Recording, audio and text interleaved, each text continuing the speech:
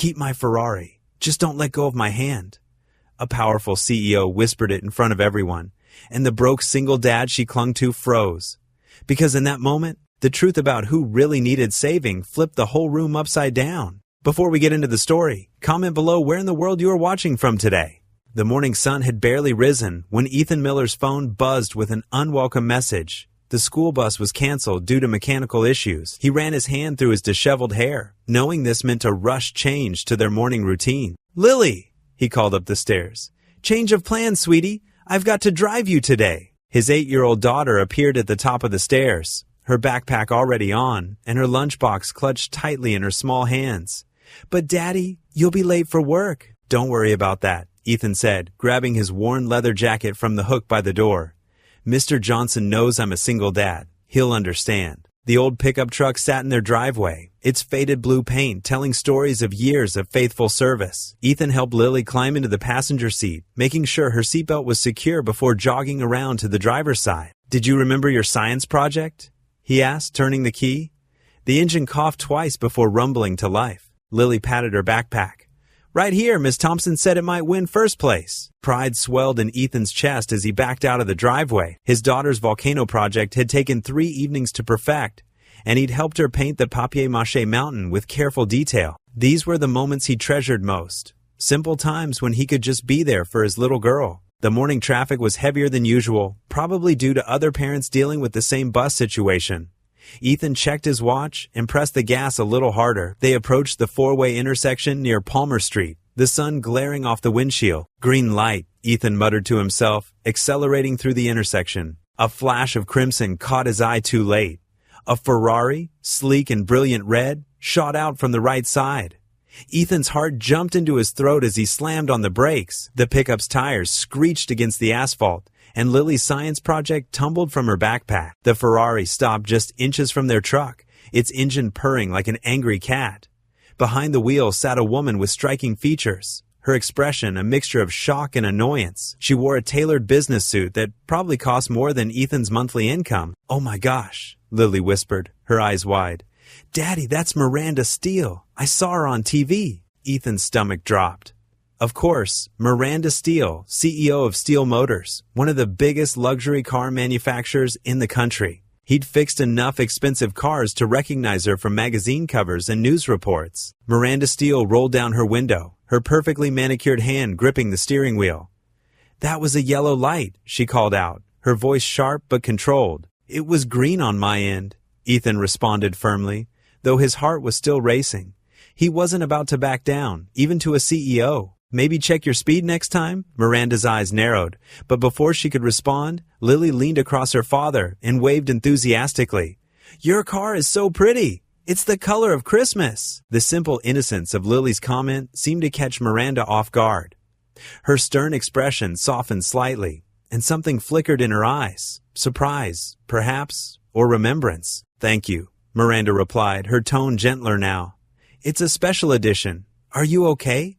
Both of you?" "We're fine," Ethan said, his voice still tight. "Just trying to get to school on time since the bus was canceled." Miranda glanced at her dashboard clock, then back at Lily's eager face. For a moment, she seemed to be somewhere else, lost in thought. Then she straightened her shoulders, resuming her CEO posture. "Well, please be more careful," she said, though the edge had left her voice. "These intersections can be tricky." Lily waved again as Miranda's Ferrari glided forward, its engine humming smoothly as it disappeared around the corner. Ethan released a breath he hadn't realized he was holding. "That was awesome," Lily exclaimed, gathering up her fallen project. "Did you see her car, Daddy? And her fancy clothes? She looked just like a princess." "A princess who needs to follow traffic signals," Ethan muttered, but he couldn't help smiling at his daughter's enthusiasm. He checked the volcano project for damage. Thankfully, it was intact. The rest of the drive to school was uneventful, but Lily couldn't stop talking about the encounter. "Maybe she'll come to your garage someday," she said hopefully as they pulled up to the school entrance. "You could fix her pretty red car." Ethan chuckled, helping her out of the truck. "I don't think CEOs bring their Ferraris to small-town mechanics, sweetheart. They probably have special dealers for that." "But you're the best mechanic ever," Lily insisted, hugging him tightly. "You fix everything." "Almost everything," Ethan said softly, kissing the top of her head. "Have a great day at school. Make that volcano explode." He watched as Lily skipped up the school steps, her backpack bouncing with each step. Other parents walked past him, heading back to their newer, cleaner cars. Ethan climbed back into his trusty pickup, shaking his head at the morning's strange encounter. Several blocks away, Miranda Steele sat at a red light, her manicured fingers drumming against the Ferrari's steering wheel. The morning sun caught the diamond rings on her hand, but her thoughts weren't on the jewelry or her upcoming board meeting. Instead, she found herself thinking about the little girl's wave and the protective way the mechanic had looked at his daughter. Something about their interaction had stirred a memory, a feeling she thought she'd left behind long ago. The light turned green, and Miranda accelerated smoothly, pushing the thoughts away. She had a company to run, after all, but the unsettled feeling lingered, like a song she couldn't quite remember but couldn't forget either. The evening air carried a hint of autumn as Ethan straightened his borrowed black vest. The charity gala's parking lot glittered with luxury cars, each worth more than his house. He'd jumped at the chance to work as a valet. The extra pay would help cover Lily's upcoming school science trip. "Remember, Thompson," his supervisor barked, "these people tip well if you treat their babies right." He gestured to the row of gleaming vehicles. "Yes, sir," Ethan replied, though his thoughts drifted to his own baby, Lily, staying with Mrs. Peterson next door. The elderly neighbor had practically become family since his wife's passing, always ready to watch Lily when he picked up extra work. A familiar engine sound made his head snap up. The crimson Ferrari from this morning purred into view, its headlights cutting through the growing darkness. Ethan's stomach tightened as Miranda Steele emerged, wearing a stunning black evening gown that probably cost more than his annual salary. Their eyes met. Recognition flickered across her face, followed by something that might have been amusement. She held out her keys, dangling them from perfectly manicured fingers. "Well," she said, her voice carrying that same controlled tone from this morning, "I trust you'll be more careful with it than at the intersection?" Ethan felt heat rise in his neck. "Yes, ma'am, though I still maintain that light was green." A ghost of a smile touched her lips. "How's your daughter? The volcano project?" "She won first place," he answered, surprised she remembered. "Thank you for asking." Miranda nodded, her expression softening for a moment before she turned toward the grand entrance. Ethan watched her go, then carefully drove her Ferrari to its designated spot, treating it with the same gentle attention he gave to all vehicles in his care. The next few hours passed in a blur of expensive cars and practiced politeness. Through the large windows, Ethan could see the gala in full swing. Crystal chandeliers sparkled above crowds of wealthy donors discussing business deals over champagne. During one of his breaks, he noticed a commotion inside. Miranda stood near the center of the room, surrounded by men in expensive suits. Their smiles didn't reach their eyes. "Question your recent decisions," one man was saying, his voice carrying through the open door. "The board expects certain standards." "Standards like what, Charles?" Miranda's voice cut through the tension. "Maintaining the old boys club?" More whispers rippled through the crowd. Ethan saw Miranda's shoulders tense, though her face remained composed. The men around her seemed to close in, like sharks circling their prey. Suddenly, Miranda turned. Her eyes found Ethan through the window, and something shifted in her expression. She strode toward the door with purpose, her heels clicking against the marble floor. Ethan instinctively straightened as she approached. The watching crowd fell silent. Without warning, Miranda reached for his hand. Her fingers were warm as they wrapped around his, and she leaned close, so close he could smell her expensive perfume. "Keep my Ferrari," she whispered, her breath tickling his ear. "Just don't let go of my hand." Camera flashes exploded around them. Ethan stood frozen, feeling the weight of hundreds of stares. Miranda's hand squeezed his gently, and he realized she was trembling slightly despite her confident pose. The room buzzed with shocked conversations. The men who had been pressuring Miranda moments ago now looked unsure, their superiority deflated by this unexpected move. "Miss Steele," someone called out, "are you in the valet?" But Miranda simply smiled, a practiced expression that revealed nothing. She held onto Ethan's hand for another long moment before releasing it. "Thank you," she murmured, so quietly only he could hear. Then she turned and walked back into the crowd, which parted before her like a sea. Ethan's hand tingled where she had held it. He returned to his post, mind spinning, aware of the curious glances and whispered conversations that followed him. The rest of his shift passed in a daze. When the gala finally ended, Miranda had already left in another car with her assistant, leaving instructions for her Ferrari to be delivered to her office tomorrow. Ethan's supervisor handed him an envelope with his pay, plus an extra tip that made his eyes widen. The streets were quiet as he drove home in his pickup. His thoughts kept returning to that moment, the warmth of Miranda's hand, the flash of cameras, the look of satisfaction on her face as she walked away. What game was she playing? And why had she chosen him to be part of it? He pulled into his driveway just past midnight. Mrs. Peterson met him at the door, assuring him Lily had been an angel and had fallen asleep hours ago, clutching her science fair ribbon. Ethan found his daughter curled up in her bed, her favorite stuffed giraffe tucked under one arm. Her face was peaceful in sleep, untouched by the complications of adult lives and corporate games. He bent down and kissed her forehead, breathing in the familiar scent of her strawberry shampoo. "I'll keep you safe," he whispered, carefully adjusting her blanket. "Whatever this is, I won't let it hurt you." The first-place ribbon from her volcano project hung proudly on her bedpost, swaying gently in the breeze from the open window. Such a simple joy, Ethan thought, so different from the complex world of corporate power plays he'd witnessed tonight. The morning sun crept through the dusty windows of Ethan's small kitchen as he sipped his black coffee. Lily sat across from him, happily munching on her cereal. His eyes landed on the newspaper that his neighbor had tossed onto his front porch, and his heart skipped a beat. There it was, splashed across the front page of the local section. Auto Empire CO's mystery man. The photo showed him and Miranda Steele, their hands clasped together at the charity gala. His face burned hot with embarrassment. "Daddy, you're in the paper," Lily exclaimed, milk dripping down her chin as she pointed at the image. "You look nice in your uniform." Ethan quickly folded the paper. "Come on, sweetheart. Time for school." The drive to Lily's elementary school was quieter than usual. As they pulled up to the drop-off zone, Lily turned to him with big brown eyes. "Is that lady from yesterday your friend now?" "It's complicated, honey," Ethan said softly, helping her with her backpack. "Have a good day at school." When Ethan arrived at his garage, he found 3 cars already waiting outside, more than he usually saw in a whole morning. Mrs. Henderson, who'd never brought her Mercedes to him before, waved enthusiastically. "Ethan, I had no idea you were friends with Miranda Steele," she gushed.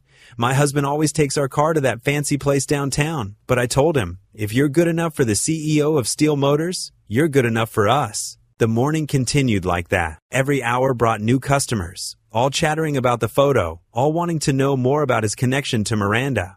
Ethan kept his responses simple and focused on their cars, but the questions kept coming. "Did you meet her at a car show? Are you really dating? Can you get me a discount on a new Steele car?" By lunchtime, his small waiting room was full, and his phone wouldn't stop ringing. His one employee, Jake, was overwhelmed with the scheduling. "Boss, we're booked solid for the next 2 weeks," Jake called out from the front desk. "Never seen anything like it." Meanwhile, across town in the gleaming Steele Motors headquarters, Miranda sat in her corner office, trying to focus on quarterly reports. The buzz outside her door hadn't quieted since she arrived. Her assistant, Sarah, entered with another stack of messages. "The press office is going crazy. They want to know how to respond to the dating rumors." Miranda straightened her designer blazer, maintaining her composed exterior. "Tell them it was a strategic move to handle a difficult situation. Nothing more." But as Sarah left, Miranda found her eyes drawn to the photo on her tablet. There was something about Ethan's expression. Genuine surprise mixed with dignity. No calculation, no agenda. Just a hard-working man who'd somehow gotten tangled in her world. The memory of his calloused hand in hers lingered. It had been warm, steady, different from the manicured handshakes she was used to. Her intercom buzzed.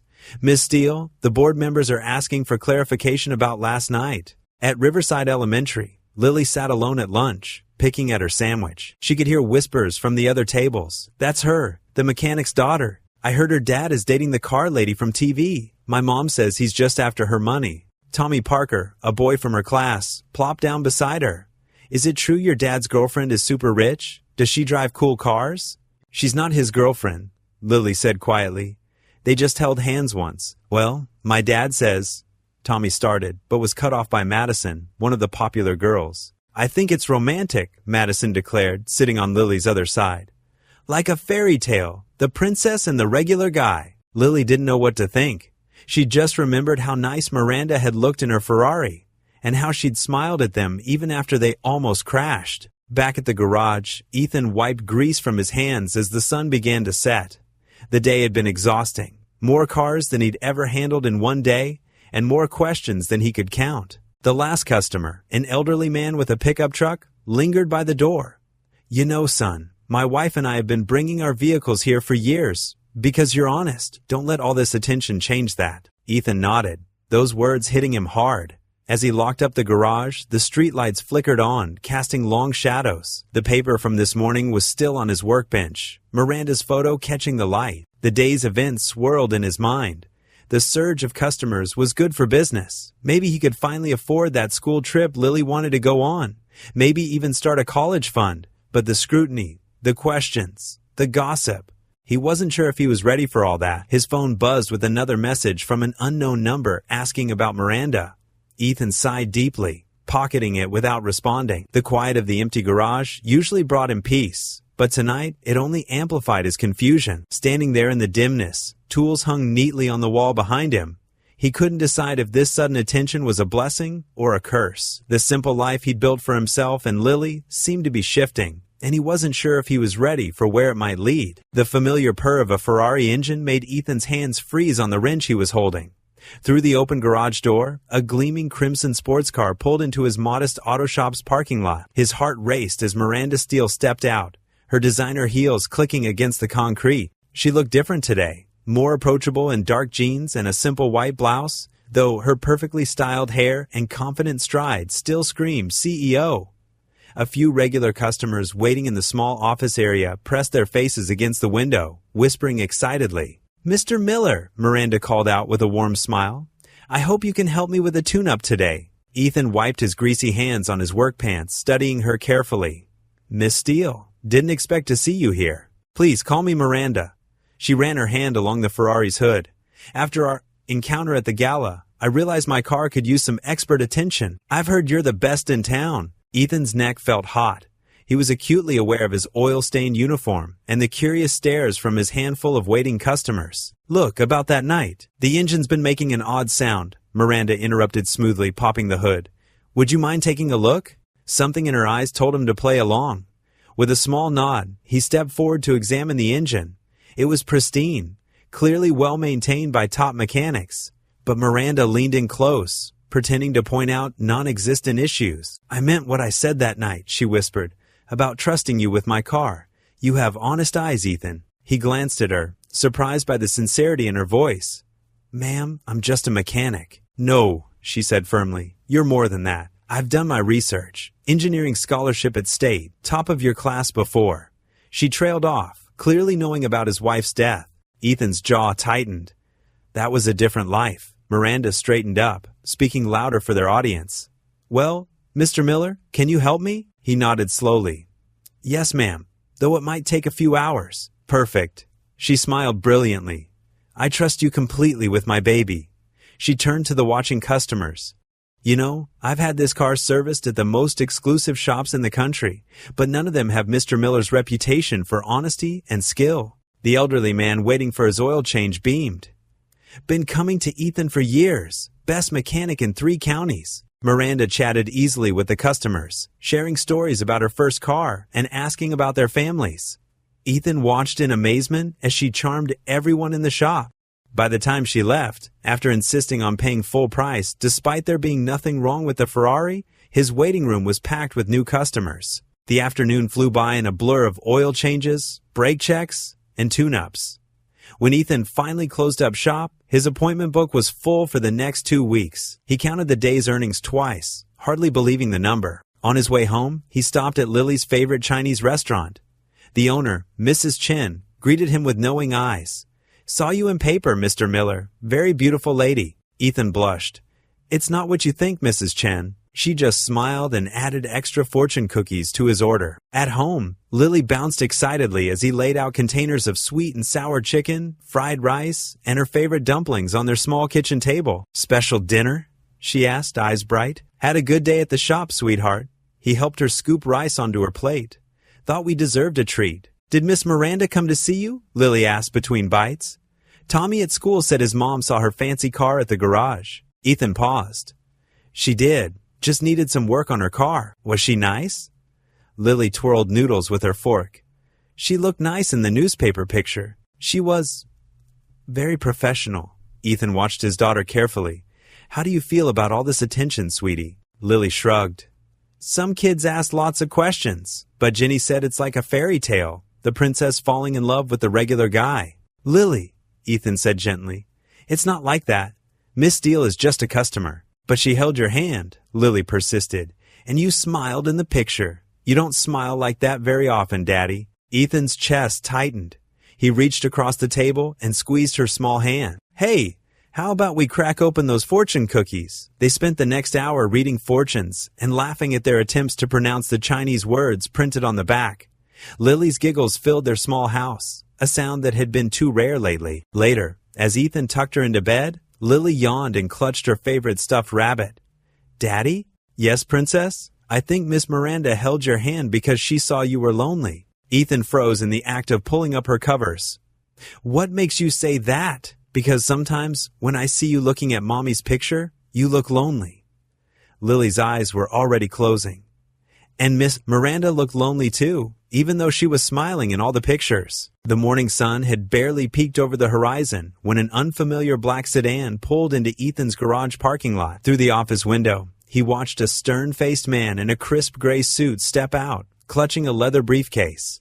The man's polished shoes clicked against the concrete as he marched toward the entrance, his state inspector badge glinting in the early light. Good morning, the inspector said curtly, adjusting his wire-rimmed glasses. I'm Harold Weber from the State Safety Board. We've received some concerning reports about your establishment. Ethan's stomach tightened. Reports? I wasn't notified of any complaints. Anonymous tips, Mr. Miller. Weber's pen scratched against his notepad. Multiple allegations of unsafe practices and code violations. For the next 2 hours, Weber combed through every corner of the garage. He measured clearances between equipment, examined tool storage, and scrutinized the filing system. With each frown and disapproving, Ethan's anxiety grew. Your fire extinguisher inspection tags are 3 days expired, Weber announced, making another note. And these safety rails don't meet current height requirements. Those rails were approved last year, Ethan protested, running a hand through his hair. Nothing's changed. Regulations update frequently, Mr. Miller. Keeping up is your responsibility. Weber's voice dripped with condescension as he produced a thick stack of violation notices. I'm citing you for 17 infractions. You have 30 days to correct them or face closure. Ethan's hands trembled as he accepted the papers. Through the office window, he spotted Jerry Thompson's expensive SUV crawling past the garage for the third time that morning. Jerry owned the big chain auto shop across town and had been losing customers to Ethan lately. The morning dragged on in a blur of worried customers and apologetic phone calls. Ethan was reviewing the costly violation list when his phone buzzed. A text from Lily's teacher asking him to pick her up early. He found Lily sitting alone in the school office, her small shoulders shaking with quiet sobs. Her favorite unicorn backpack lay crumpled at her feet. Baby, what happened? Ethan knelt beside her chair, his heart breaking at her tear-stained face. Tommy said. Lily hiccuped. He said you're only pretending to like Miss Steele because she's rich, and Madison told everyone you're trying to steal her money. Fresh tears spilled down her cheeks. They said we're poor and desperate. Ethan pulled her into a tight hug, feeling her tears soak into his shirt. Those kids don't know anything about us, sweetheart. But why are they being so mean? Lily's voice was muffled against his chest. Miss Miranda is nice. She helped me with my math homework. Sometimes people say cruel things when they're jealous or scared. Ethan stroked her hair, remembering the inspector's visit. But we know the truth, don't we? And that's what matters.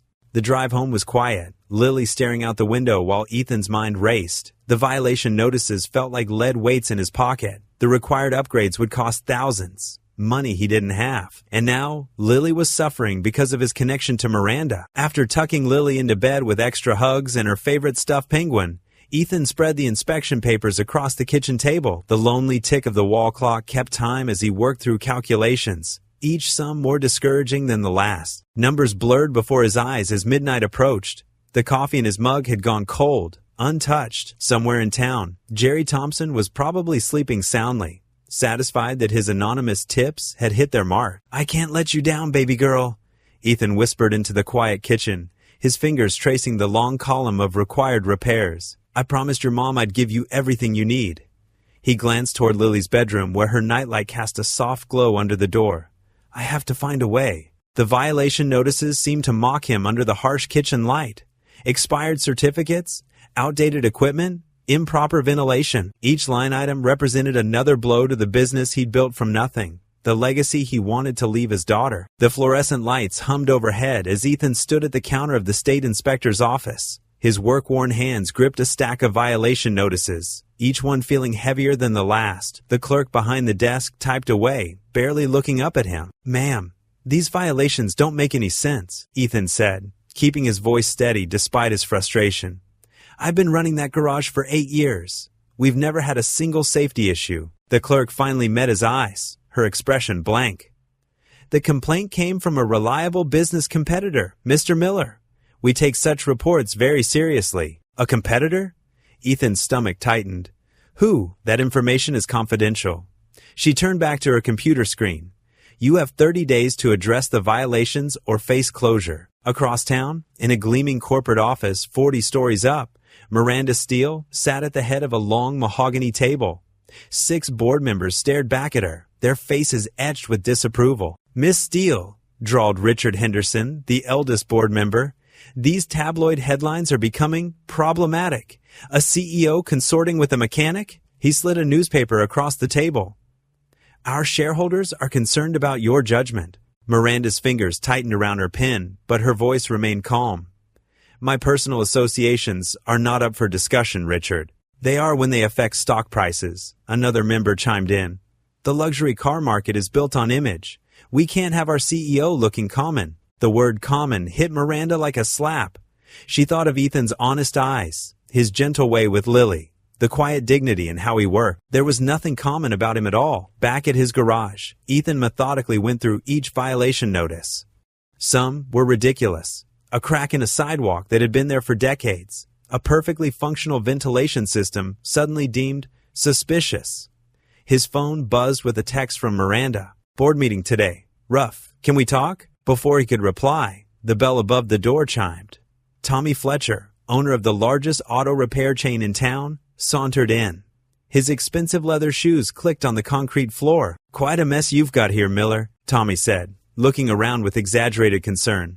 "Shame about those violations. But hey, I might be willing to take this place off your hands. Save you the headache of fixing everything up." Ethan's jaw clenched. "Not interested, Tommy." "No?" Tommy's smile didn't reach his eyes. "Think about it. Small shops like yours, they're dying anyway, especially ones with safety issues." After Tommy left, Ethan sat heavily in his office chair, the pieces falling into place. The reliable business competitor. It had to be Tommy, trying to force him out now that his shop was getting attention. The day dragged on, each hour bringing new worries. When Ethan finally got home, he found Lily at the kitchen table, homework spread out before her. The sight of her brought both comfort and anxiety. Everything he did was for her future. "Daddy?" Lily looked up from her math worksheet. "Is Miranda coming over again? She helps me understand fractions better than anyone." Ethan's heart squeezed. He busied himself with getting dinner ready, pulling out leftover lasagna from the fridge. "Not tonight, sweetie, but she promised to show me pictures of Italy. She said they have buildings older than America there." The excitement in Lily's voice made this harder. Ethan set the plate in front of her, trying to find the right words. Sometimes grown-ups have complicated things to deal with, honey. Is it because of what Tommy's daughter said at school? About you only pretending to be Miranda's friend for money? Ethan froze. "What?" "She told everyone her dad said you were trying to trick Miranda." Lily pushed her food around with her fork. "But that's not true, right? Miranda likes us for real." The simple faith in her voice nearly broke him. "Of course it's not true," he said softly. "But sometimes people from different worlds have trouble understanding each other." After dinner and homework, after tucking Lily in with her favorite stuffed elephant, Ethan went out to lock up the garage for the night. Miranda's Ferrari sat in the corner, its crimson paint gleaming under the security lights. He'd been keeping it safe for her, working on it when he could. Running his hand along its smooth hood, Ethan thought about how this car had started everything. Their near collision, the gala, that moment when she'd grabbed his hand. Now here they were, both facing consequences for a friendship that crossed invisible lines. The Ferrari's polish reflected his tired face back at him. In it, he saw a man caught between worlds, not quite fitting in either anymore. His phone buzzed again with another message from Miranda, but he couldn't bring himself to read it. The security light flickered overhead, casting shifting shadows across the garage floor. Ethan stood there, keys heavy in his hand, wondering if their chance meeting had set off a chain reaction that would end up hurting everyone he cared about.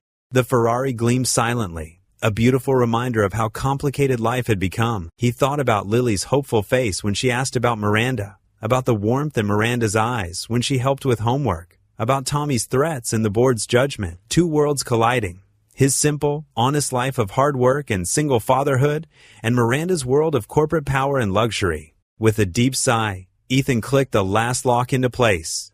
The garage door rumbled shut, leaving him alone in the parking lot with his thoughts and Miranda's Ferrari, a symbol of everything that now hung in the balance. The bell above the garage door chimed, and Ethan looked up from under the hood of a beaten-up Volkswagen. His eyes widened at the sight before him.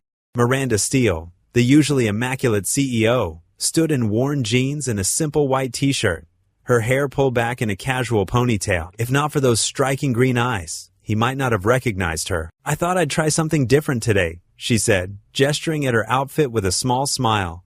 Her designer handbag was nowhere in sight, replaced by a simple canvas tote. Ethan wiped his hands on a shop rag. "Almost didn't recognize you without the power suit." "That's kind of the point." Miranda glanced around the empty garage. "Mind if I hide out here for a while?" He nodded toward the small break room. "Coffee's fresh, just made it." The break room was nothing special, just a small table, a few chairs, and a coffee maker that had seen better days. But Miranda sank into one of the chairs like it was the most comfortable seat she'd ever found. Ethan poured 2 cups of coffee in mismatched mugs. One had a faded "World's Best Dad" printed on it, clearly a gift from Lily. He set them down and pulled up a chair. "No fancy Italian roast," he said. "Just regular coffee. It's perfect." Miranda wrapped her hands around the warm mug. Her shoulders, usually squared with corporate confidence, seemed to drop an inch. "You have no idea how nice it is to just sit." "Rough day?" She let out a long breath. "Rough month. Board meetings, shareholder drama, endless PR campaigns." Her fingers traced the rim of her mug. "Everyone wants something. Everyone needs answers. Sometimes I feel like I'm drowning in expectations." The afternoon sun filtered through the dusty window, casting warm shadows across her face. For the first time, Ethan noticed the tired lines around her eyes, usually hidden beneath perfect makeup. "You know what I miss?" she continued, staring into her coffee. "Being invisible. Just being me. Not Miranda Steele, CEO of Steele Motors. Just Miranda." Ethan nodded, understanding more than she might have expected. Sometimes the simplest things are what we need most. The sound of the school bus squeaking to a stop outside broke their quiet moment. Minutes later, Lily burst through the door, her backpack bouncing. "Miranda!" she exclaimed, her face lighting up. Then she frowned at her math worksheet. "Oh no, I have fractions today." Miranda's entire demeanor shifted, softening as she turned to Lily. "Want some help? I used to be pretty good at those." They cleared a space on the break room table, pushing aside old maintenance manuals. Ethan watched as Miranda patiently explained numerators and denominators, using car parts as examples. "See, if we split this wheel into 4 equal parts, that's our denominator," Miranda explained, sketching on the back of Lily's worksheet. "And if we color in 3 of those parts, that's 3/4." Lily exclaimed, bouncing in her seat. Ethan leaned against the doorframe, something warm and unexpected spreading in his chest. Miranda's laugh was different here, lighter, more real than the polished chuckle he'd heard at the gala. And Lily. He hadn't seen her this excited about homework in months. The afternoon light grew golden as they worked through the problems. Miranda showed Lily tricks for remembering multiplication tables. Their heads bent together over the paper. Every now and then, they'd break into giggles over some shared joke. Finally, Lily closed her notebook with a triumphant smile. "All done, and I actually understand it now." "You're a natural," Miranda said, giving her a high five. Those fractions didn't stand a chance. As Miranda gathered her things to leave, Lily wrapped her arms around her in an impulsive hug. Miranda froze for a moment, then melted into the embrace. "You smell like Mommy's perfume," Lily whispered. The words hung in the air. Ethan stood completely still, his throat tight with sudden emotion. Miranda's eyes met his over Lily's head, filled with a mixture of surprise and something deeper he couldn't name. For once in his life, Ethan Miller had absolutely no words. The invitation arrived on thick, cream-colored paper, gold letters gleaming under the fluorescent lights of Ethan's garage office. His grease-stained fingers left tiny smudges on the corners as he read it twice, barely believing the words. "What's that, Daddy?" Lily peered over his arm, her eyes widening at the fancy writing. Miranda. She wants me to come to some big company party, Ethan muttered, his stomach already knotting. The thought of entering that world, Miranda's world of wealth and power, made his palms sweat. 2 days later, he stood before his bedroom mirror, tugging uncomfortably at the borrowed suit from his neighbor Tom. The jacket pulled tight across his shoulders, and the pants were a touch too short. Lily sat on his bed, swinging her legs and beaming. "You look handsome, Daddy, like a prince." Ethan forced a smile, though his reflection showed a man who looked more like a kid playing dress-up. "Thanks, sweetie. Remember to be good for Mrs. Jensen tonight, okay?" The drive to the Steel Motors headquarters felt endless. The massive glass building stretched toward the sky, its windows reflecting the setting sun like mirrors. Luxury cars lined the circular driveway, each one worth more than his garage's yearly income. Inside the lobby, classical music floated through the air. Men in perfectly tailored suits and women in designer dresses mingled, their laughter echoing off marble floors. Ethan's borrowed shoes squeaked with each step. "Ethan!" Miranda's voice cut through his anxiety. She glided toward him in a deep blue evening gown, but it was her warm smile that caught his attention. "I'm so glad you came." "Thanks for inviting me," he managed, trying not to fidget. "Though I feel a bit like a fish out of water." "Nonsense." She linked her arm through his, leading him deeper into the crowd.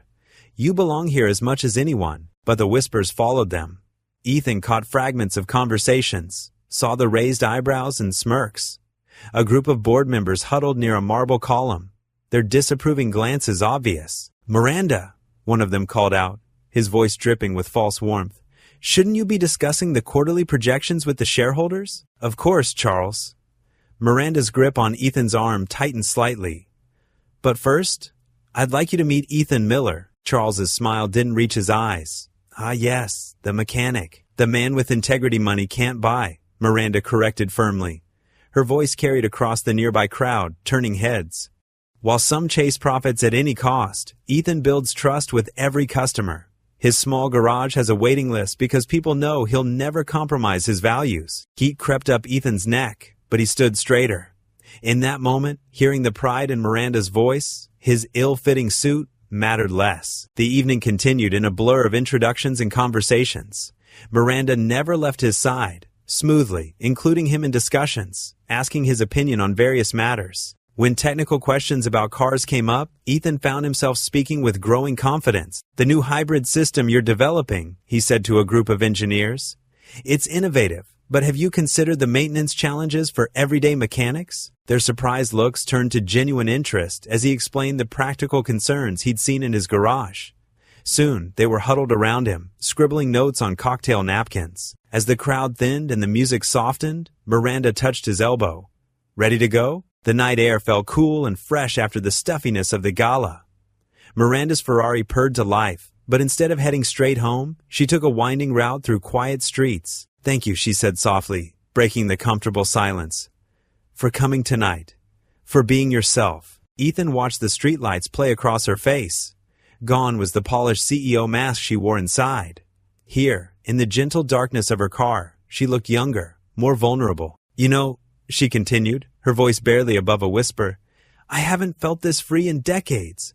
All those people in there, they see me as a balance sheet, a stock price. But you," she glanced at him, "you just see me." Ethan didn't respond, but as their eyes met briefly in the dim car interior, his gaze held all the understanding words couldn't express. He saw past the wealth and titles to the woman who helped his daughter with homework and laughed at his bad jokes. The woman who stood up to her board members to defend a simple mechanic's honor. The Ferrari glided through the empty streets, carrying them between their two different worlds that somehow, tonight, felt a little closer together. The whispers started small, like fallen leaves skittering across the cracked sidewalks of Pine Grove Street. Ethan noticed them first at Joe's coffee shop, where he'd been getting his morning brew for the past 5 years. The usual warm greetings turned into short nods, and conversations died when he walked in. "Guess some folks are too good for Maxwell House these days," muttered Pete Harrison, who'd been Ethan's regular customer since he'd opened the garage. "Probably drinks fancy lattes now." Ethan kept his head down, paid for his coffee, and left without a word. The paper cup burned against his palm, but the ache in his chest burned harder. At the garage, business was steady, but different. His old regulars, the teachers, factory workers, and retail clerks who'd trusted him with their cars for years, were being replaced by shiny SUVs and luxury sedans. Their owners had seen him in the society pages with Miranda and decided he must be the best in town. "Daddy?" Lily's voice pulled him from under the hood of a Mercedes. "Can I ask you something?" Ethan wiped his hands on a rag and knelt to her level. "Always, sweetheart. Why did Mrs. Thompson call me the Ferrari girl at the grocery store?" Her blue eyes, so like her mother's, were clouded with confusion. "She used to call me Lilybug." The wrench in Ethan's toolbox suddenly felt heavier than usual. He'd noticed Sarah Thompson, their neighbor of 6 years, hurrying her kids across the street when Lily played in their front yard. "Some people," he started, choosing his words carefully, "don't understand that we can have new friends and still be ourselves." That evening, while closing up the garage, his old friend Mike Bradley stopped by. They'd gone to high school together, worked summer jobs at the same hardware store, but today, Mike's familiar face wore an unfamiliar expression. "Heard you were at some fancy party last night," Mike said, leaning against the garage door. "With that CEO lady." "It was just a work thing," Ethan replied, organizing his tools with extra care. "Work thing? Since when did fixing cars mean wearing tuxedos?" Mike's laugh had an edge to it. "Remember when we used to make fun of those country club types? Now you're becoming one of them." "I haven't changed, Mike. I'm still just a mechanic." "Are you?" "Because the Ethan Miller I knew wouldn't be playing dress-up with millionaires." Mike pushed off the doorframe. "Just don't forget where you came from, buddy. Those people up there, they'll never really accept you." The words followed Ethan home, echoing in his mind as he made dinner. Mac and cheese, Lily's favorite, from the same blue box his mom used to buy. Nothing fancy about that. Later, as they sat on their worn couch watching TV, Lily curled against his side. "Jessica, at school said we're going to move to a mansion soon," she mentioned quietly. "Are we?" Ethan's heart clenched. "No, sweetheart, this is our home." "Good," Lily said, hugging her stuffed rabbit closer. "I like our house. It smells like Mom's flowers." At bedtime, Lily asked for a story about her mother, as she often did. Ethan sat on the edge of her small bed, surrounded by the glow in the dark stars they'd stuck on her ceiling together. "Your mom?" he began, smoothing her covers. "Loved this little house more than any mansion in the world. When we first bought it, it needed lots of work. The paint was peeling, and the kitchen sink leaked." Lily snuggled deeper under her blanket. "Did Mom fix it?" "She sure tried." Ethan smiled at the memory. She watched YouTube videos about home repair and borrowed tools from neighbors. Sometimes things worked, sometimes they didn't. But she never gave up. "Like when you teach me about cars?" "Exactly like that. Your mom believed that what matters isn't how fancy something is, but how much love you put into it." He touched the small, heart-shaped locket around Lily's neck, her mother's last gift. She used to say our home was perfect because it was filled with love, not things. Lily's eyes were getting heavy, but she fought sleep to ask one more question. Would Mom like Miranda? Ethan paused, thinking of his late wife's generous heart. "I think she would. Your mom could see the good in everyone, just like you can. Promise we'll always stay here, Daddy, in our love-filled house?" "I promise, sweetheart." He kissed her forehead. "We'll always stay true to who we are. We're Millers. We fix things. We work hard, and we keep our promises." As Lily drifted off to sleep, Ethan remained seated on her bed, watching the plastic stars cast their gentle glow. On her dresser sat a photo of his wife, smiling in their backyard, surrounded by the rose bushes she'd planted.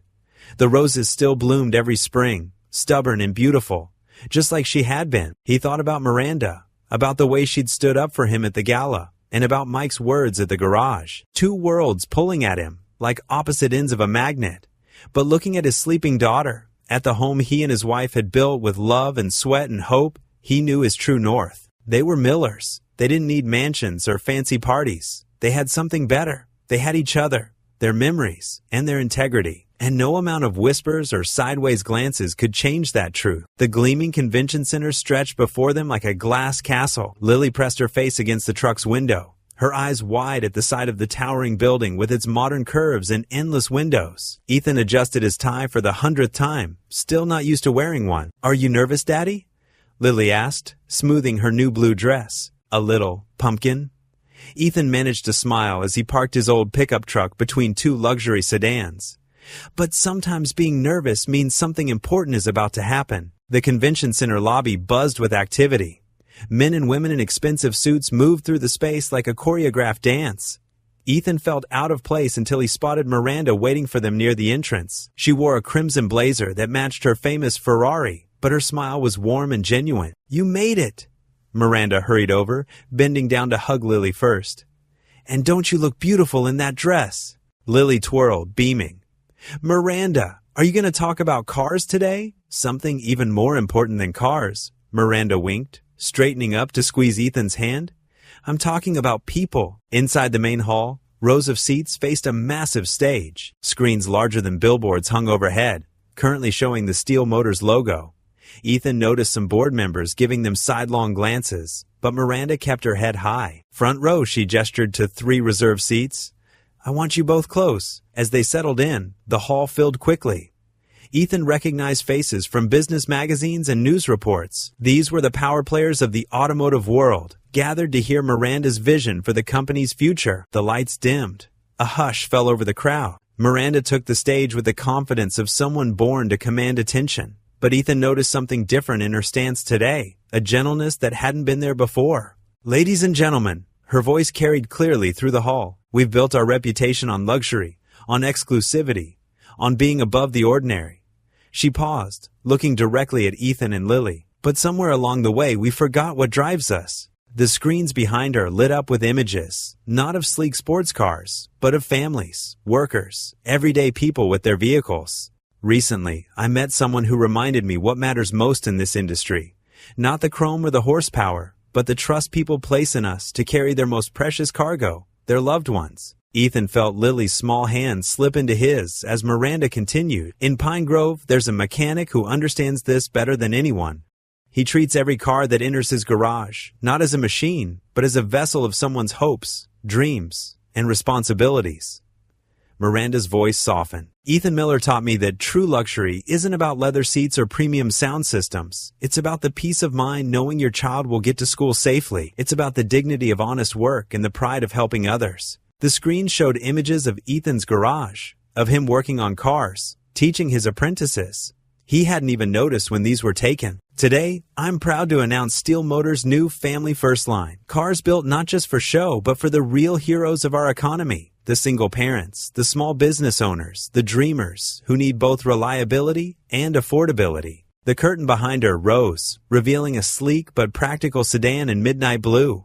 Its lines were beautiful but purposeful, clearly designed for both style and function. This is the Guardian series, inspired by authentic, hardworking families like Ethan's. Because every parent deserves to feel confident about their family's safety. Every child deserves to ride in comfort, even if their parent isn't a CEO. The crowd began to applaud, first scattered, then building to a wave. Ethan saw board members who'd once sneered at him nodding in approval. Business reporters were scribbling frantically in their notebooks. "Sometimes," Miranda continued, her voice carrying emotion now, "we need someone to remind us of our purpose, someone to show us that true value isn't measured in dollar signs, but in the trust people place in us." She gestured to where Ethan and Lily Saturday. "Ethan Miller didn't just fix my Ferrari that first day. He fixed my perspective. And for that, I'll always be grateful." The applause grew louder. Lily bounced in her seat, tugging at Ethan's sleeve with excitement. "Daddy, I think she's holding your hand forever," she whispered, her eyes shining with joy and understanding beyond her years. Miranda extended her hand toward them. "Ethan, would you join me up here?" His legs felt wooden as he stood. Lily gave him a gentle push, and he made his way to the stage. Under the bright lights, Miranda's eyes were bright with unshed tears as she took his hand. The crowd rose to their feet, applauding even louder. Camera flashes popped like stars. But all Ethan could focus on was the warmth of Miranda's hand in his, the pride in Lily's face from the front row, and the feeling that somehow, against all odds, their two worlds had found a way to fit together perfectly. On that stage, holding Miranda's hand before the cheering crowd, Ethan felt something he hadn't experienced in years, the sensation of everything falling into place, of triumph not just for himself, but for every hardworking person who'd ever felt overlooked by the world of wealth and privilege. Miranda squeezed his hand tighter, and in that moment, surrounded by applause and bright lights, They weren't a CEO and a mechanic anymore. They were simply two people who'd found something real in a world of artificial appearances. The morning sun barely peeked through the clouds when Ethan's phone started buzzing nonstop. At first, he ignored it, focused on making Lily's breakfast. But when Mrs. Peterson from next door knocked frantically at his door, he knew something was wrong. "Ethan, dear, you need to see this." Her weathered hands trembled as she held out the morning paper. There, splashed across the front page in bold letters, "Gold Digger, Mechanic Manipulate CO." His stomach dropped. Below the headline was a photo of him and Miranda at the conference, but somehow they'd made him look calculating, predatory even. The article was filled with anonymous sources, claiming he'd orchestrated everything from the first traffic encounter to the charity gala. "I'm so sorry," Mrs. Peterson whispered, patting his arm. Lily came bouncing down the stairs in her school uniform. "Daddy, why is Mrs. Peterson here so early?" Ethan quickly folded the paper. "Just checking in, sweetheart. Go finish your cereal." His phone buzzed again. This time, it was Tony, his morning mechanic. "Boss, you better get down here. Now." The drive to the garage was only 5 minutes, but it felt like hours. When he turned the corner, his heart stopped. Bright red letters were sprayed across the front of his building. "Thief" and "Gold Digger" in angry strokes. The windows were splattered with eggs, and someone had dumped trash all over the entrance. Tony stood there with a broom, already trying to clean up. "Called the police. They're on their way." Ethan's hands shook as he unlocked the door. Inside, the waiting room was untouched, but more papers were shoved under the door. Different tabloids, all with variations of the same story. One claimed he'd researched Miranda before their accident. Another suggested he'd paid people to spread rumors about her rivals. "Boss?" Tony's voice was gentle. "Regular customers are calling. Some are canceling their appointments." Ethan slumped into his office chair, the one he'd had since opening the garage 5 years ago. The worn leather that usually felt comforting now seemed to swallow him whole. His phone buzzed again. Miranda's number. "Ethan?" Her voice was strained. "Are you okay? I just saw—" "My garage is vandalized," he cut in, his voice hollow. "My daughter's going to see these headlines. My neighbors." "I'm so sorry. My legal team is already—" "Miss Steele?" A stern voice interrupted in the background. "The board is waiting." Miranda's breath caught. "Ethan, I have to go, but we'll fix this. I promise." The line went dead, leaving Ethan in silence. Outside, he could hear the police arriving, their radios crackling. Tony was giving a statement, describing the damage. Customers drove by slowly, some taking pictures with their phones. His cell phone kept lighting up with messages. Old friends asking if it was true. Regular customers expressing disappointment. Even Lily's school called, asking if he wanted to pick her up early due to increased media attention. Around noon, a sleek black car pulled up outside. Miranda's assistant stepped out, looking nervous. "Mr. Miller?" She clutched her tablet like a shield. "Miss Steele wanted me to update you, the board. They're in emergency session." Ethan's throat tightened. "Because of me. The articles? They're suggesting she's emotionally compromised, that she's making business decisions based on personal entanglements." The assistant shifted uncomfortably. "They're reviewing the new car line launch. Everything." The bell above the door chimed, and Miranda walked in. Her usual confident stride was gone, replaced by something heavier. Her face, usually perfectly composed, showed cracks of exhaustion and worry. "The board wants me out," she said without preamble. Unless you cut ties with me," Ethan finished, the words tasting bitter. Miranda's eyes glistened. "They're saying I've lost objectivity, that my judgment is clouded." She laughed, but it was hollow. 20 years building this company, and they think I'd throw it all away for a small-town mechanic? Ethan supplied, his voice rough. "For happiness," she corrected, reaching for his hand across the desk. But he pulled back, thinking of the spray paint outside, of Lily's face when she'd see the news. "Miss Steele," her assistant interrupted gently, "they're waiting for your decision." Miranda stood there, looking more vulnerable than Ethan had ever seen her. The polished CEO facade had crumbled, leaving just a woman who, like him, had found something real in an unexpected place. Now they were both watching it slip away. "I can't let you lose everything," Ethan said quietly. "Your company, your reputation. Ethan, you built Steel Motors from nothing. It's your life's work." He forced himself to meet her eyes. "And I have to protect Lily. She can't grow up with people calling her father. Calling me." Miranda took a step toward him, but the assistant's phone buzzed urgently. The board is threatening to call an immediate vote, she reported anxiously. Through the window, Ethan could see more reporters arriving. Their cameras ready. Some were interviewing his neighbors, probably gathering more dirt for tomorrow's headlines. The spray paint on his wall gleamed mockingly. In the midday Sunday, Miranda stood frozen between her assistant and Ethan, her usual decisiveness nowhere to be found. For the first time since he'd known her, she looked lost, torn between the empire she'd built and the unexpected happiness she'd found in his simple garage. "Miss Steele?" The assistant prompted again, her voice gentle but insistent. Miranda finally turned to face Ethan fully, her eyes filled with a pain he'd never seen before. The moment stretched between them, heavy with everything they'd shared and everything they stood to lose. All the simple moments, coffee in his break room, helping Lily with homework, laughing over engine parts, seemed to flash through the air between them. The weight of the decision pressed down on them both, as suffocating as the headlines screaming from the newspapers scattered across his desk. The sound of cameras clicking outside provided a cruel soundtrack to their heartbreak. Ethan's hands shook as he folded the morning newspaper, the cruel headlines burning in his mind. Outside his garage, the spray-painted words thief and fraud gleamed wet in the early light. His phone buzzed again. Another message from Miranda. He couldn't bring himself to read it. Inside the small office, Lily sat doing her homework, humming softly. The sight of her innocence made his chest ache. She didn't deserve any of this. The bell above the garage door chimed. Ethan's heart sank when he saw Miranda walking in, wearing simple jeans and a sweater, her face drawn with worry. "Ethan, we need to talk," she said, her voice quiet but firm. "The board meeting was awful, but we can fight this. Together." "Miranda." Ethan glanced at Lily through the office window, then led Miranda to the far corner of the garage. The smell of oil and metal hung heavy in the air. "This has to stop." "What?" "No." Miranda reached for his hand, but he stepped back. "Ethan, don't let them win like this." "Win?" His laugh was hollow.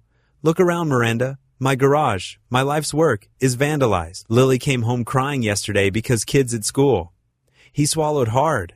"They're calling her names now, too." Miranda's eyes filled with tears. "I can fix this. We'll hire security, get better lawyers." "That's exactly what I'm talking about." Ethan ran a hand through his hair, frustration evident in every movement. "Everything in your world gets fixed with money or power, but that's not real life. Not my life." "Our worlds aren't that different," Miranda protested. When we're together, we're living in a bubble," Ethan cut in. "A beautiful bubble, but it's not real. Your board wants you out. My neighbors think I'm a con man." "And Lily," his voice cracked. "Lily needs stability. She needs a father who can walk into her school without whispers following him." Miranda stepped closer, her usual confidence replaced by raw vulnerability. "What about what I need? What about what we've built?" "We built a fantasy," Ethan said softly. "And now reality's crashing in. You need to focus on saving your company, and I need to protect my daughter." "Lily loves me," Miranda whispered, tears now falling freely. "And I love her, and you, please." Ethan held up his hand, his own eyes glistening. "Don't make this harder than it has to be." Through the office window, they could hear Lily's faint humming, the same tune her mother used to sing. The sound twisted like a knife in Ethan's heart. "You're running away," Miranda accused, her voice breaking. "You're letting fear win." "No." Ethan shook his head. "I'm choosing my daughter's peace over my own happiness. That's what parents do." Miranda stood there, her usual poise crumbling. "So that's it? After everything?" "It has to be." Ethan turned away, unable to watch her pain. "Please, stay away, for all our sakes." The garage fell silent, except for the distant sound of traffic and Lily's innocent humming. Miranda's heels clicked slowly across the concrete floor, each step echoing like thunder in Ethan's ears. The bell chimed one last time as she left. Hours later, after Lily was asleep at her grandmother's house, Ethan sat alone in his dark garage. The crimson Ferrari sat in the corner, covered in a thin layer of dust. He hadn't touched it since the headlines broke. From where he sat on his old work stool, he could just make out the word thief, spray-painted on his garage door. Across town, in her penthouse office, Miranda stood at the floor-to-ceiling windows. The city lights twinkled below, but she saw nothing but her own reflection and the empty space beside it where Ethan should have been. On her desk, a framed photo showed the three of them at the company conference, smiling, hopeful. Now it felt like a relic from another lifetime. The night stretched on, two hearts beating in different worlds, both aching with the weight of what they'd lost. The Ferrari sat covered in dust, a silent witness to their separation, while the city lights continued to shine, indifferent to the pain below. The autumn chill crept into Ethan's garage as he worked alone under the hood of an old Chevrolet. His movements were mechanical, his mind elsewhere. The wall calendar showed 3 weeks had passed since he'd last seen Miranda. 3 weeks since he'd chosen to protect his daughter by pushing away the woman who'd brought unexpected joy into their lives. "Hey, Mr. Miller!" Tommy, the teenage neighbor boy, poked his head into the garage. "Mom wanted to know if you could look at her car tomorrow." Ethan straightened up, wiping his hands on a rag. "Sorry, Tommy. Tell her I'm pretty backed up right now." He wasn't. The truth was, his appointment book had more empty spaces than filled ones these days. Tommy shuffled his feet. "Oh, okay. She said she saw Mrs. Peterson taking her car to that new place across town." The words stung. Mrs. Peterson had been bringing her cars to Ethan for years. He forced a smile. "That's fine. Sometimes change is good." After Tommy left, Ethan stared at the crimson Ferrari still parked in the corner, covered by a gray tarp. He hadn't touched it since that day. Dust had settled on the fabric like a thin blanket of regret. The school bus rumbled to a stop outside, and moments later, Lily burst through the door, her backpack bouncing.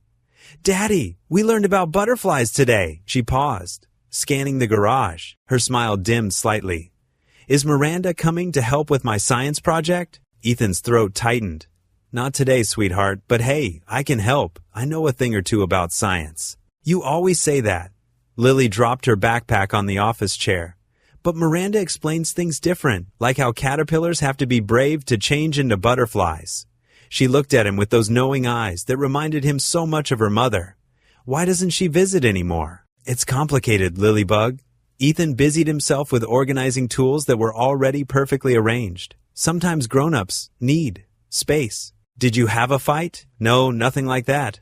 He sighed, setting down a wrench. "Sometimes people from different worlds just need to stay in their own worlds." "That's silly," Lily declared, pulling out her homework. "The Earth is just one world." Across town, in the gleaming Steel Motors corporate headquarters, Miranda sat through another tense board meeting. The faces around the mahogany table were less friendly than they'd been a month ago. Whispers followed her down hallways. Even her assistant seemed to walk on eggshells. "The Q3 numbers are concerning," Gerald Thompson, her most vocal critic on the board, was saying. "Our luxury market share has slipped 2 points since the recent publicity issues." Miranda kept her face neutral, though her fingers tightened around her pen. "The market is volatile, Gerald. You know that better than most. We're implementing new strategies." "Like consorting with small-town mechanics?" someone muttered. A few nervous chuckles rippled around the table. "That's enough." Miranda's voice cut through the room like steel. "If anyone has actual business concerns, I'm happy to address them. Otherwise, this meeting is adjourned." Later, in her office, she stood at the window overlooking the city. Her phone showed no new messages from Ethan. She'd stopped trying after the 10th unanswered text. Her reflection in the glass looked tired, the polished CEO facade showing cracks. "Miss Steele?" Her assistant appeared at the door. "The press is asking for comment on the resignation rumors." Miranda turned, her shoulders straight. "Tell them I have no comment. And Carol, cancel my dinner with the investors tonight. I need some air." Back at the garage, Ethan was closing up for the day. The repair bay that used to be full until closing time now echoed with emptiness. He'd had to let go of his part-time helper last week. The bills were piling up, but he'd rather work alone than admit how bad things had gotten. Lily sat at the kitchen table that evening, pushing peas around her plate. "Jenny's mom said you're too proud." Ethan nearly choked on his water. "What?" "I heard her talking to Mr. Davis at the grocery store. She said you're too proud to admit you need help." Lily stabbed a pea with her fork. "What does that mean?" "It means people talk too much about things they don't understand." Ethan's voice came out sharper than he intended. He softened it. "Don't worry about adult stuff, okay?" But later, after tucking Lily into bed, he sat at his desk looking at the month's expenses. The numbers refused to add up nicely. His savings were dwindling, and the winter months were always slower. He thought about Miranda's offer to help, the genuine concern in her eyes that last day. His pride had gotten in the way then, and maybe it still was. A small sound from upstairs made him pause. He climbed the stairs quietly and stopped outside Lily's room. The door was slightly ajar, and in the soft glow of her butterfly nightlight, he saw her kneeling beside her bed. "Dear God," she was saying, her hands clasped tightly, "please help Daddy smile again. He pretends he's okay, but I know he misses Miranda. And I miss her too." She paused, then added, "And please help Miranda not be sad anymore.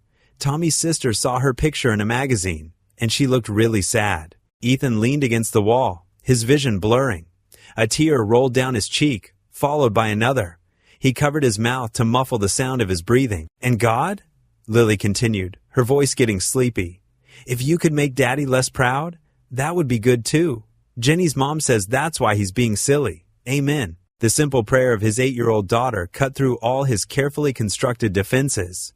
He slid down the wall, sitting in the darkened hallway, as silent tears fell. He'd thought he was protecting Lily by pushing Miranda away, by trying to keep their worlds separate. But maybe he'd been wrong. Maybe he'd been protecting his own heart, his own fears, while his daughter saw the truth with the clarity only a child could possess. The house felt emptier than ever, as he sat there in the dark, listening to Lily's breathing even out into sleep. On his phone, Miranda's last message still waited, unread. "Some worlds are meant to collide, Ethan. Don't let fear win." He wiped his eyes with the back of his hand, knowing sleep wouldn't come easily tonight, not with the weight of his daughter's prayer hanging in the air.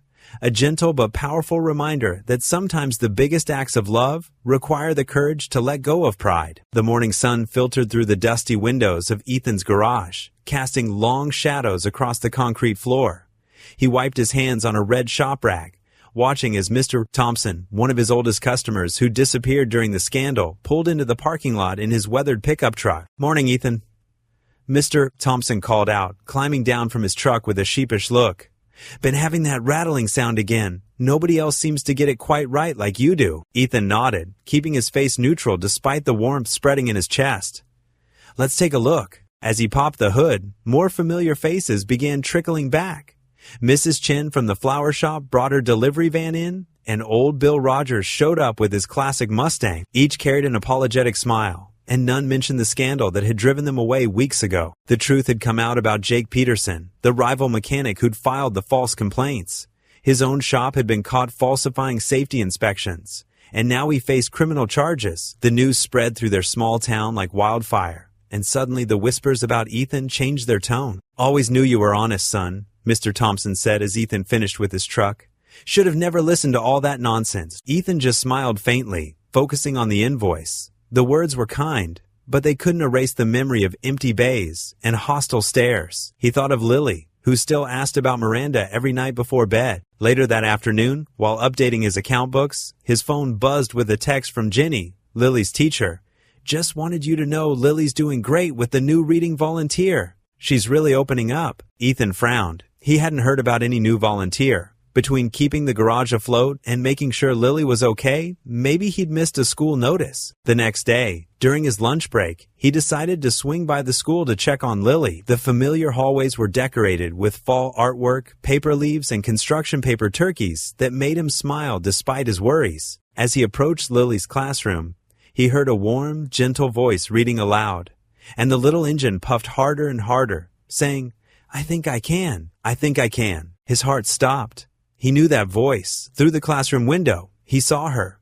Miranda sat in a reading chair, wearing simple jeans and a sweater, her usually perfect hair pulled back in a casual ponytail.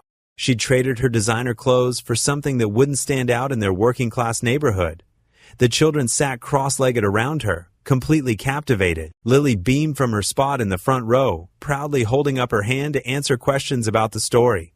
She looked happier than she had in weeks. "Miss Mary," one of the kids called out, and Ethan realized Miranda was using a different name. "Can we hear another one?" Miranda's laugh was gentle, natural. "Maybe tomorrow. Remember what we said about patience?" The kids groaned playfully, and Ethan watched as she high-fived each one, including his daughter. This wasn't the polished CEO from magazine covers. This was the real Miranda, the one he'd glimpsed during quiet moments in his garage, the one who'd helped Lily with homework and shared coffee with him in paper cups. His hands clenched at his sides. Anger and longing warred in his chest. Anger that she'd found a way to stay in their lives despite his attempts to protect Lily from more hurt. And longing because seeing her like this made his heart ache with possibilities. As if sensing his presence, Miranda looked up. Their eyes met through the classroom window. The story she'd been holding slipped slightly in her hands, but she caught it, professional mask sliding into place. Yet her eyes, they held such sadness and hope that Ethan had to look away first. He turned and walked quickly down the hall, his footsteps echoing in the empty corridor. Behind him, he could hear Miranda's voice resuming the story, steady and warm, as if their worlds hadn't just collided all over again. Back at the garage, he threw himself into work, trying to drown out his thoughts with the familiar sounds of tools and engines. But every time he closed his eyes, he saw Miranda reading to those kids, saw how natural she looked, how much she clearly cared. She'd given up her designer clothes, her name, just to stay close to Lily. The afternoon sun slanted through the garage windows, casting long shadows across the floor. The Ferrari still sat in the corner, gathering dust under its cover. Ethan stared at it, remembering Miranda's words from what felt like a lifetime ago. "Keep my Ferrari. Just don't let go of my hand." But he had let go. He'd had to, hadn't he? A customer's arrival interrupted his thoughts, another familiar face returning. As Ethan rolled under the car to begin work, he realized his hands were shaking. The image of Miranda reading to Lily's class stayed with him, refusing to fade, a reminder of everything he'd pushed away in the name of protecting his daughter. The rest of the day passed in a blur of oil changes and tire rotations. Each time the door chimed, his heart jumped, though he knew Miranda wouldn't come to the garage. Not anymore, not after he'd pushed her away. When he picked Lily up from school later, she clutched a new book to her chest, her eyes bright. "Miss Mary said this one's special, Daddy. Can we read it tonight?" Ethan swallowed hard, recognizing the book as one he'd once mentioned to Miranda, his own childhood favorite. "Sure, sweetheart," he managed, his voice rough. "We can read it tonight." The manila envelope sat heavy on Ethan's workbench, its contents burning a hole in his conscience. He'd found it stuffed in his mailbox that morning, no return address, just his name scrawled in hurried handwriting. Now, under the harsh fluorescent lights of his garage, the documents inside told an ugly story he couldn't ignore. Bank statements, emails, a paper trail leading straight from Jason Cooper, owner of Cooper's Auto 2 towns over, to the state inspector who'd tried to shut down Ethan's shop. The evidence was clear as day. Cooper had paid thousands to target Ethan's business. Ethan ran his fingers through his hair, leaving traces of grease he didn't notice. The proof he needed had fallen right into his lap, but the timing couldn't be worse. Going public would mean reporters, questions, and inevitably, Miranda's name dragged back into the mess. The headlines would start again, and this time, they might not stop until both their reputations were in tatters. His phone buzzed. Another text from Miranda, the 5th this week. He hadn't answered any of them. "Daddy?" Lily's voice echoed from the office doorway. "Can we order pizza tonight?" Ethan quickly slid the envelope under some invoices. "Sure, pumpkin. Just let me finish up here. Are you fixing the sad car today?" Lily pointed to Miranda's Ferrari, still parked in the corner under its dust cover. "Not today, sweetheart." The sight of that crimson paint beneath the gray cloth made his chest tight. Every morning he told himself he'd call the dealership to have it picked up. Every evening, he couldn't bring himself to do it. The shop's bell chimed as the front door opened. Ethan's heart stopped when he saw Miranda step inside, wearing jeans and a simple sweater instead of her usual business attire. She looked smaller somehow, more human. "Hi," she said softly. Lily's face lit up. "Miranda!" She rushed forward but stopped short, remembering the distance of recent weeks. Miranda knelt down, arms open. "Come here, sweetie." Lily didn't hesitate, throwing herself into the embrace. Ethan's throat tightened. "Lily, why don't you go do your homework in the office?" "But, please, pumpkin." Lily's shoulders slumped, but she obeyed, giving Miranda one last squeeze before disappearing into the back. Silence filled the garage. Miranda stood, brushing dust from her knees. "You haven't been answering my calls." "Been busy," Ethan gestured vaguely at the cars around them. "Busy avoiding me, you mean?" She stepped closer, her eyes finding the covered Ferrari. "You kept it. Hadn't gotten around to returning it. That's not why." Miranda's voice was gentle but firm. "You know that's not why." Ethan's hands clenched. The envelope seemed to pulse beneath the invoices, demanding attention. "Why are you here, Miranda?" "Because I miss you." The simple honesty in her words made him look up. "Both of you. And because I'm tired of pretending I don't. You're bored. I don't care about the board." She took another step forward. "I never did. Not really. They threatened to remove me if I didn't cut ties with you. And you know what? Let them try.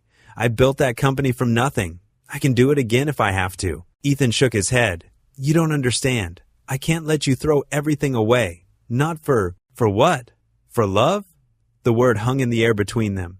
Because that's what this is, Ethan. That's what it's been since that night at the gala when you looked at me like I was just a person, not a CEO or a headline. He turned away, unable to bear the truth in her eyes. His hand found the envelope, pulling it out. Look at this. Miranda took the documents, scanning them quickly. Her expression hardened. Cooper, I should have known. We can take this to the authorities, clear your name, and start the whole circus over again? The press will have a field day. CEO's romance leads to business scandal. They'll tear you apart. Let them. Miranda tossed the envelope aside. I'm not hiding anymore, Ethan. Not from them, not from you, and not from how I feel. A small noise made them both turn. Lily stood in the office doorway, homework forgotten. Her eyes were wide, brimming with hope and fear. Please don't leave us again, she whispered, running to Miranda. Please stay. Miranda caught her, holding her close. The sight hit Ethan like a physical blow, his daughter and this remarkable woman who'd crashed into their lives with all her strength and vulnerability. He couldn't deny it anymore, not with his heart threatening to burst from his chest. I missed you too, Miranda murmured into Lily's hair, her eyes meeting Ethan's over their embrace. So much. Ethan took a shaky breath. The wall he'd built between them crumbled, and for the first time in weeks, he felt like he could breathe again. Daddy? Lily's voice was muffled against Miranda's sweater. Can Miranda stay for pizza? The question hung in the air, heavy with meaning beyond dinner plans. Miranda waited, not pushing, letting him make the choice. In that moment, looking at them both, Ethan realized there was only one answer he could give. The polished marble lobby of Steel Motors headquarters felt like another world compared to Ethan's garage. His borrowed suit was too tight at the collar, and his hands felt rough and out of place. Lily, dressed in her Sunday best, squeezed his right hand while Miranda held his left, her touch steady and sure. You don't have to do this, Ethan whispered, watching shareholders and board members file past them into the main conference room. Their stares ranged from curious to openly hostile. Miranda turned to him, her usual corporate polish replaced by something softer, more real. She wore simple slacks and a white blouse instead of her signature power suits. Yes, I do. We do. Lily tugged at Ethan's hand. Daddy, you always say running away doesn't fix anything. Miranda smiled at that, and for a moment, Ethan saw what truly mattered, reflected in both their eyes. He straightened his shoulders and nodded. The conference room was packed. Rows of chairs faced a raised platform where the board members sat like judges. Camera flashes popped as Miranda led Ethan and Lily to seats in the front row. The board chairman, George Harrison, tapped his microphone. This emergency shareholder meeting will now come to order, Harrison announced, his voice clipped. The primary motion before us concerns the leadership of Steel Motors following recent controversies. Murmurs rippled through the crowd. Miranda squeezed Ethan's hand one last time before standing. Instead of taking the podium, she remained on the floor, closer to the shareholders. Before you vote, she began, her voice clear but different from her usual CEO tone. I want to tell you a story about what Steel Motors really means. She gestured to Ethan and Lily. This man taught me something our profit margins and market reports never could. He showed me what dignity looks like. Not the kind that comes from corner offices or stock options, but the kind that comes from honest work and unwavering faith in doing what's right. Several board members shifted uncomfortably as Miranda continued. When I first met Ethan Miller, I was driving a Ferrari worth more than his entire garage. But he treated me with the same respect. He shows every customer who trusts him with their vehicle. No flattery. No angle, just integrity. She walked slowly along the front row, making eye contact with shareholders she'd known for years. We've built this company on luxury and exclusivity. We've measured success in dollars and market share. But what if we've been measuring the wrong things? Harrison cleared his throat. Miss Steele, this meeting is about leadership stability, not philosophy. This is about leadership. Miranda cut in, her voice stronger. It's about what kind of company we want to be. Ethan's garage doesn't just fix cars, it builds community. People trust him because he proves every day that he deserves that trust. She turned to face the board directly. You've seen the headlines. You've heard the rumors. But here's what you haven't heard. While we've been chasing quarterly profits, we've forgotten why people trust their vehicles, their family's safety, to certain brands over others. Lily suddenly stood up beside her father. Miranda smiled at her and continued. This little girl reminded me that leadership isn't about power, it's about responsibility. to our customers, our community, and our values. The room had grown completely still. Even the photographers had lowered their cameras. "I'm not asking you to choose between profit and principle," Miranda said. "I'm showing you how principle creates lasting value. Every person who brings their car to Ethan's garage comes back because they trust him. That's not a business strategy, that's a life lesson." She walked back to stand beside Ethan and Lily. "If you want to remove me as CEO because I refuse to cut ties with a man who reminded me what integrity looks like, go ahead. But know that you'll be voting against everything that could make this company truly great." The silence stretched for several heartbeats. Then, from the back of the room, an elderly shareholder stood up. "I've owned stock in this company for 30 years, he said. "This is the first time I've been proud of more than just my returns." Others began standing too. A middle-aged woman near the front spoke up. "My father was a mechanic like Mr. Miller. He taught me that character matters more than credentials." Harrison tried to restore order, but the mood in the room had shifted. When the votes were finally tallied, the result was clear. Miranda would remain CEO, with a mandate to implement her new vision for the company. As the room erupted in applause, Ethan noticed Robert Cooper, the rival mechanic who'd tried to destroy his reputation, slipping toward the exit.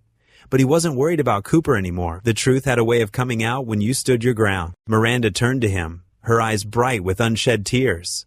The three of them, Miranda, Ethan, and Lily, stood together as cameras flashed. No longer uncomfortable in the spotlight, they had nothing to hide and everything to be proud of. "The board has one more unanimous decision," Harrison announced, looking somewhat chagrined but resigned.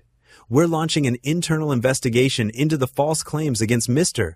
Miller's garage, and we'll be cooperating fully with state authorities regarding certain improper business practices that have come to light." Lily hugged Miranda's legs while Ethan watched the woman who had changed his life address the crowd one final time. She spoke not as a CEO defending her position, but as someone who had found something more valuable than corporate success. "Thank you for your trust," she said simply. "Now, let's build something that matters." The shareholders rose in a standing ovation.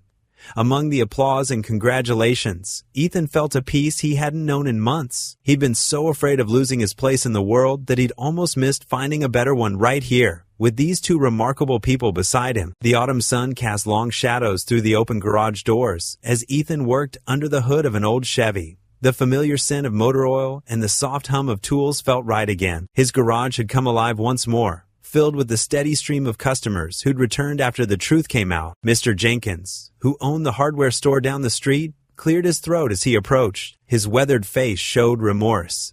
"Ethan, I owe you an apology. We all do. Shouldn't have listened to those rumors." Ethan straightened up, wiping his hands on a rag. "Water under the bridge, Tom. No, it needs saying." Mr. Jenkins shuffled his feet. "You've always been good to this community. Fixed my truck more times than I can count, never overcharged. We were wrong to doubt you." More neighbors started dropping by throughout the morning. Mrs. Peterson brought her famous apple pie. Old Bill from the diner offered free lunch coupons. Each came with kind words and apologetic smiles. The sound of tires on gravel announced Miranda's arrival. She pulled up in her Ferrari, but instead of her usual business attire, she wore jeans and a simple t-shirt. Grease stains marked the knees of her pants, evidence of her weekend apprenticeship under Ethan's patient teaching. "Ready for another lesson?" she called out, grabbing a toolbox with practiced ease. Ethan couldn't help but smile. Here was the CEO of Steel Motors, choosing to spend her Saturday learning how to change spark plugs and check transmission fluid. The sight still amazed him. "You're getting better," he said, as she joined him at the workbench.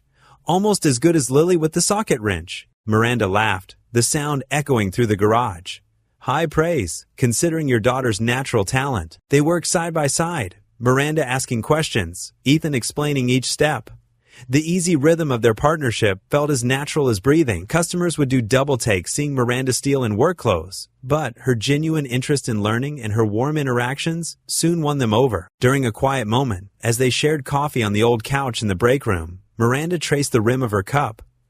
"You know, I used to think success meant corner offices and board meetings, but there's something about this place. The honesty of the work, the real connections with people. It's not glamorous," Ethan said, watching her carefully. "No, it's better." She set down her cup. "It's authentic. For the first time in my life, I don't feel like I'm playing a role. I'm just me." Lily burst in from school, her backpack bouncing. "Dad, Miranda!" She hugged them both, not caring about the grease stains. "Can we have pizza tonight, please?" "Only if you finish your homework first," Ethan said, smoothing her hair. "I'll help," Miranda offered, following Lily to the small office where they'd set up a homework station. Ethan watched them through the office window, Miranda pointing at math problems, Lily's face scrunched in concentration. The sight stirred something deep in his chest, a warmth he'd thought was lost forever. Later, as the sun began to set, they closed up the garage together. Miranda helped Ethan organize tools while Lily drew pictures at her desk. "I haven't felt this kind of peace in years," Ethan admitted quietly, placing a wrench back in its spot. "After Sarah died, I thought I had to do everything alone, prove I could handle it." Miranda touched his arm gently. "And now? Now?" He turned to face her. "Now I realize it's okay to let someone in, to trust again." His voice grew softer. "You changed everything, Miranda, not because of your money or your company, but because of who you are." "I was so lost in my world of corporate politics," Miranda said. "Always watching my back, never truly connecting with anyone." She gestured around the garage. "This place, you and Lily, you gave me a home I never knew I needed." The evening light painted everything in soft gold. Through the office window, Lily pretended to focus on her drawing, but her eyes kept darting their way, a knowing smile on her face. Ethan stepped closer to Miranda, his heart racing. "Thank you for not giving up on us." "Never," Miranda whispered. Their first kiss was gentle, a moment years in the making. All the doubt, all the struggle, all the pain, it melted away in that simple touch. From the office, they heard Lily's delighted giggle, but neither pulled away. In that moment, in the humble setting of a small-town garage, two worlds that once seemed impossibly far apart found their meeting point, and it felt exactly right. Lily's continued giggles finally made them break apart, both smiling. Through the window, she gave them an enthusiastic thumbs up, her homework completely forgotten in the excitement of the moment. The crisp morning air filled the garage as Ethan polished the crimson Ferrari that had started it all. His weathered cloth moved in gentle circles across the hood, each stroke bringing out a deeper shine. The car had sat quietly in the corner these past weeks, a reminder of both pain and possibility. He heard the click of heels on concrete and looked up to see Miranda walking in, dressed casually in jeans and a soft blue sweater. Her presence still made his heart skip, but now it was comfort rather than anxiety that filled him. "You're here early," he said, straightening up with a smile. "I wanted to catch you before the morning rush." She reached into her purse and pulled out an envelope. "I have something for you." Ethan's brow furrowed as he wiped his hands on a shop rag. "Miranda, you don't need to—" "Just open it," she said softly, pressing the envelope into his palm. Inside was a single piece of paper, the title to the Ferrari, with his name typed in clean black letters. Ethan stared at it, then back at Miranda, his mouth opening but no words coming out. "Before you say no," Miranda held up her hand, "this isn't payment for anything. It's a symbol." She stepped closer, taking his rough hands in hers. "You know what I've learned these past months? Cars aren't meant to sit still. They're built to move forward." Her eyes held his, full of warmth. "Just like us." "Miranda, I can't accept—" "Keep the Ferrari," she whispered, squeezing his hands. "But don't let go of my hand. That's all I ask." The sound of running feet interrupted them as Lily burst through the door, her backpack bouncing. "Dad, you're supposed to drive me to school today, remember?" Miranda's eyes sparkled. "Actually, I was thinking we could all go for a drive first, if that's okay with your dad?" Ethan looked between them, his daughter's hopeful face and the woman who had changed their lives in ways he never expected. He felt something settle in his chest, like the final piece of an engine clicking perfectly into place. "Well," he said, pulling the Ferrari's keys from his pocket, "I suppose we could take the scenic route." Lily's squeal of delight echoed through the garage as she scrambled into the back seat. Miranda slid into the passenger side while Ethan settled behind the wheel, the leather seat familiar now in a way it hadn't been before. The engine purred to life, and Ethan guided the car onto the street. Lily pressed her face against the window, waving at passing neighbors who smiled and waved back. The hostility that had once divided their community had melted away, replaced by understanding and support. They drove through town, past the school where Miranda had read stories to Lily's class, past the diner where they'd shared countless cups of coffee, past the park where they'd walked on weekends. Each place held memories now, stepping stones that had led them here. Lily's laughter filled the car as Ethan took a curve, the Ferrari handling it with elegant precision. He glanced at Miranda, who was watching him with such tenderness it made his throat tight. "Can we stop at the park?" Lily asked from the back seat. "Please?" Ethan checked his watch. They had time. He pulled into the parking lot, and before the car had fully stopped, Lily was bouncing in her seat. The morning sun painted everything in gold as they got out. Lily immediately ran ahead toward the playground, her pigtails flying. Ethan reached for Miranda's hand without thinking, their fingers intertwining naturally. They walked slowly behind Lily, their steps in perfect sync. The path curved ahead of them, dappled with sunshine filtering through the trees. Ethan felt Miranda's thumb brush across his knuckles, a gesture so simple yet full of meaning. "Thank you," he said quietly. "For what?" "For seeing me, the real me, not just the mechanic or the single dad." But he trailed off, searching for words. "Just Ethan," she finished for him. "The man who taught me that true worth isn't measured in stock prices or luxury brands." She squeezed his hand. "The man who showed me what real strength looks like." Ahead of them, Lily's voice carried back as she discovered something exciting on the playground. Her joy was infectious, pure, and untainted by the adult world's complications. Miranda leaned her head against Ethan's shoulder as they walked. "You know what makes this Ferrari special now?" "What's that?" "It's not about status anymore. It's about family, about trust, about moving forward together." Ethan felt warmth spread through his chest. The Ferrari that had once symbolized the gap between their worlds now represented their bridge across it. Every mile they'd drive would be a reminder that love could overcome any obstacle, that faith could rebuild what doubt had broken. They followed Lily's path through the park, their joined hands swinging gently between them. The morning light caught Miranda's hair, turning it to gold, and Ethan marveled at how natural this felt. Walking together, sharing the simple joy of a morning in the park, building a future, one step at a time. The chaos of the past months had refined their bond like steel in a forge, making it stronger, more resilient. Every test had only proved what they'd known in their hearts, that some connections were meant to last, meant to grow, meant to carry you forward into better days. Lily's voice called out to them from the playground ahead, bright with excitement and possibility. They walked on, hand in hand, their steps sure and steady on the path before them, their hearts beating in time with the rhythm of newfound hope. What would you do if you were in their place? Comment your answer below and let's see how you'd rewrite the ending. If you enjoyed the story of Ethan Miller, I handpicked the next story that you will enjoy. Please don't miss this one. Click here to watch it.